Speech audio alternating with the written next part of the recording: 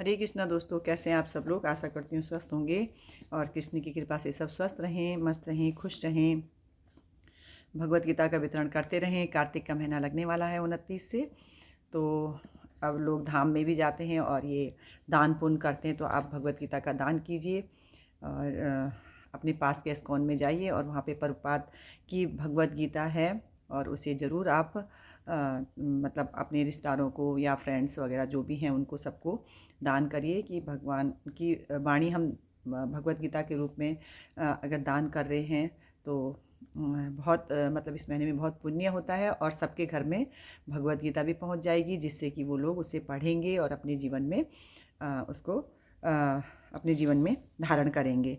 तो बहुत अच्छा पढ़ के बड़ा आनंद आता है और पता भी चलता है कि भाई हाँ, भगवान ने क्या मतलब हमें आज तक जो नहीं था पता सब भगवत गीता में पता चलता है। तो आप ज़रूर भगवत गीता दान कीजिए और आपको मतलब मैं तो रोज़ पढ़ती हूँ, मुझे भी आशीर्वाद तो दीजिए और बस आप लोगों के प्रेम मुझे मिलता रहे। तो ज़रूर लाइक करना, शेयर करना और सब जिन्होंने सब्सक्राइब नहीं किया तो सब्सक्राइब भी करना।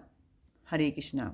ओम नमो भगवते वासुदेवाय नमो। ओम नमो भगवते वासुदेवाय नमो। ओम नमो भगवते वासुदेवाय नमो। श्रीमद् भगवद गीता यथारूप की जय।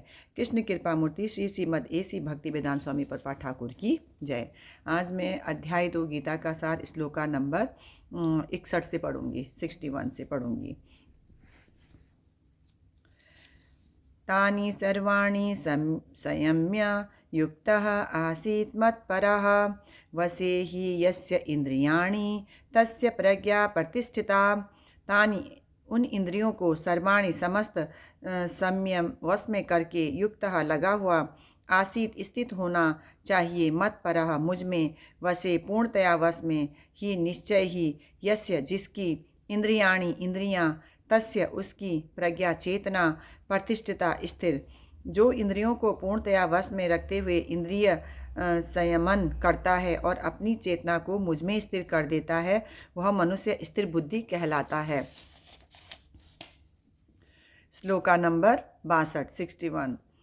ध्यायतः विषयान् पुंसः संग तेषु उपजायते संगात् सज्जायते कामः कामात् क्रोधः अभिजायते। ध्यायतः चिंतन करते हुए विषयान इंद्रिय विषयों को पुंसः मनुष्य की संग आसक्ति तेषु उन इंद्रिय विषयों में उपजायते विकसित होती है संगात आसक्ति से संजायते विकसित होती है काम इच्छा कामात काम से क्रोध अभिजायते प्रकट होता है। इंद्रिय विषयों का चिंतन करते हुए मनुष्य की उनमें आसक्ति उत्पन्न हो जाती है और ऐसी आसक्ति से काम उत्पन्न होता है और फिर काम से क्रोध प्रकट होता है। श्लोका नंबर 63 63। क्रोधात् भवति सम्मोह सम्मोहात् स्मृति विभ्रमः स्मृति भ्रष्टान्त बुद्धिनाश बुद्धिनाशात् प्रणश्यति। क्रोधात् क्रोध से भवति होता है सम्मोह पूर्ण मोह सम्मोहात् मोह से स्मृति स्मरण शक्ति विभ्रमः मोह स्मृति भ्रष्टान्त स्मृति के मोह से बुद्धिनाशः बुद्धि का विनाश बुद्धिनाशात् तथा बुद्धिनाश से प्रणश्यति अधपतन होता है। क्रोध से पूर्ण मोह उत्पन्न होता है और मोह से स्मरण शक्ति का विभ्रम हो जाता है। जब स्मरण शक्ति भ्रमित हो जाती है तो बुद्धि नष्ट हो जाती है और बुद्धि नष्ट होने पर मनुष्य भवकूप में पुनः गिर जाता है। श्लोका नंबर 64 64। राग द्वेष विमुक्ते है तो विषयान इंद्रिय है चरन आत्मवश्य है विधेय आत्मा प्रसादम अधिगच्छति। राग आसक्ति द्वेष तथा वैराग्य से विमुक्ते मुक्त रहने वाले से तू लेकिन विषयान इंद्रिय विषयों को इंद्रियों के द्वारा चरण भोगता हुआ आत्मवश्य अपने वश में विधेय आत्मा नियमित स्वाधीनता पालक प्रसादम भगवत कृपा को अधिगच्छति प्राप्त करता है। किंतु समस्त राग तथा द्वेष से मुक्त एवं अपनी इंद्रियों को संयम द्वारा वश में करने में समर्थ व्यक्ति भगवान की पूर्ण कृपा प्राप्त कर सकता है। श्लोका नंबर 65 65। प्रसादे सर्वदुःखानां हानिः अस्य उपजायते प्रसन्नचेतसः हि आसु बुद्धिः परिअवितिष्ठते। प्रसादे भगवत की अहेतु की कृपा प्राप्त होने पर सर्व सभी दुखा नाम भौतिक दुखों का हानि क्षय नाश अस्य उसके उपजायते होता है प्रसन्न चेतसः प्रसन्न चित्त वाले की ही निश्चय ही आशु तुरंत बुद्धि बुद्धि परिपर्याप्त अवतिष्ठते स्थिर हो जाती है। इस प्रकार से कृष्ण भावनामृत में तुष्ट व्यक्ति के लिए संसार के तीनों ताप नष्ट हो जाते हैं और ऐसी तुष्ट चेतना होने पर उसकी बुद्धि शीघ्र ही स्थिर हो जाती है।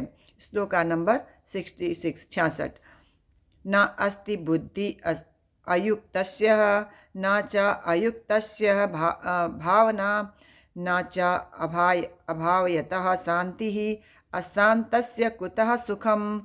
न अस्ति नहीं हो सकती है बुद्धि दिव्य बुद्धि अयुक्तस्य कृष्ण भावना से संबंधित न रहने वाले में न नहीं च तथा अयुक्तस्य कृष्ण भावना से शून्य पुरुष का भावना स्थिर न नहीं च तथा अभावयतः जो स्थिर नहीं है उसके शांति शांति अशांतस्य अशांत का कुतः कहाँ सुखम सुख। जो कृष्ण भावनामृत में परमेश्वर से संबंधित नहीं है उसकी न तो बुद्धि दिव्य होती है और न ही मन स्थिर होता है जिसके बिना शांति की कोई संभावना नहीं है। शांति के बिना सुख हो भी कैसे सकता है। हरे कृष्णा। तो आज श्लोका नंबर 66 तक पढ़ूंगी और तब तक के दूसरे मैं कल पढ़ूंगी। अब तो इसके लिए हरे कृष्णा। आप देखते हो और लाइक करते हो शेयर करते हो तो आपका बहुत बहुत धन्यवाद है और करिए लाइक ज़रूर करना और जिन्होंने सब्सक्राइब नहीं किया वो सब्सक्राइब ज़रूर करना। हरे कृष्णा।